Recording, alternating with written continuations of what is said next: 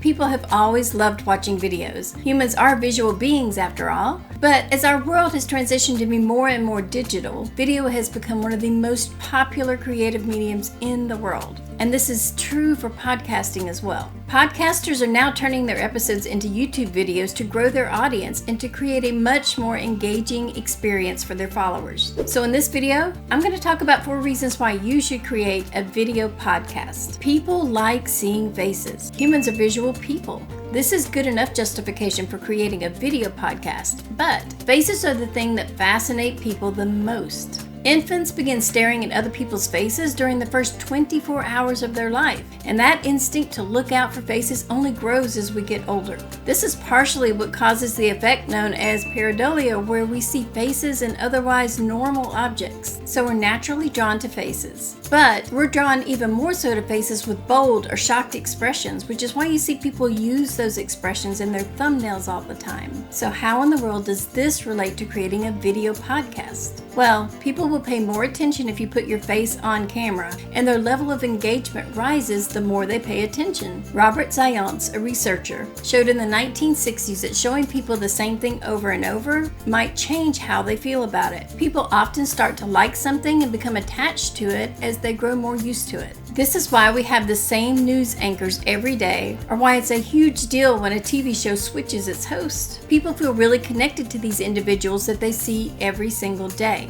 Adding that visual element to your podcast will have your audience doing the same thing. Your audience is going to recognize your face, and they're going to start to favor you over other podcasters that they can't see. You're establishing a relationship with your audience by becoming recognizable to them, which leads to you having a significant advantage over other podcasters who only share their voice. Without question, podcasts are becoming more and more popular. But let's face it, YouTube is enormous. Over 1.9 billion people log into YouTube every month, according to Google's projections. That represents about 30% of all internet users. In other words, YouTube might be the secret to skyrocketing your viewership. Sure, you could submit your podcast audio over a static image, but that would mean you're going to miss out on the benefits that I've already mentioned. The Hey Phrase podcast creator and content provider Andrew Raykel explains the possibilities as follows. Without video, we hit a plateau. We couldn't get past 10,000 downloads. When we started doing video recording, we saw the best growth. It took only 2 months to get to 35,000 downloads. There's evidence of increasing your downloads by publishing video podcasts to YouTube. Now you'll have to do a little SEO if you want to see big results, but it is so worth it.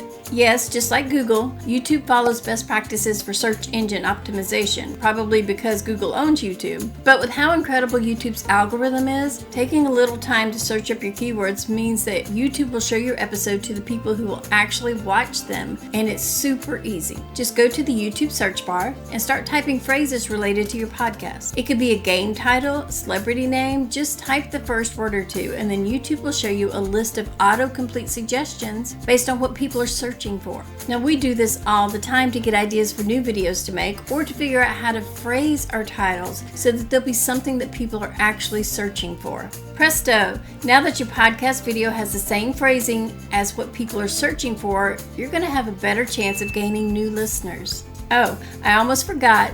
Don't worry that your podcast might be too long for video. The good news for video podcasters is that watch time matters with the algorithm, so longer videos who engage your audience actually perform better in search results. Now let's talk promotion. You can't grow your podcast if you don't promote it. There are many ways to get the word out, but social media is probably the best and the cheapest. The problem is that social media is designed for video, not for audio. So every post has the audio muted by default.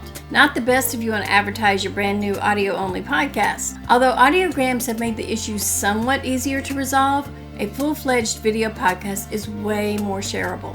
Why? Simply because you now have more options. You can do video clips showing off the best 30 seconds, or you can take a still image from the video and make it into a quote graphic. You can make stories and reels from your videos. There's so much more you can do with a video podcast than you can with an audio one.